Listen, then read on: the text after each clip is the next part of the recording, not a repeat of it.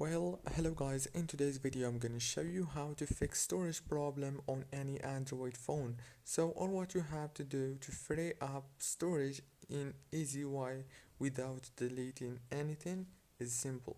Just go to the settings on your phone, and then this is the settings page. As you can see, go to apps, and after you go to apps, now all what you have to do is go to apps here, scroll down like this until you find all the apps that you have. Choose one of the apps. For example, I'm gonna choose YouTube.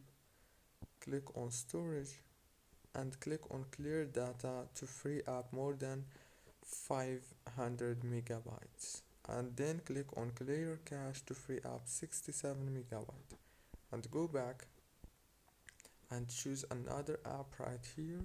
For example, I'm gonna choose the party mode here. Click on storage and then click on clear data and clear cache, and you can do the same thing with all the apps on your phone. Don't forget to like, subscribe. Thank you for watching.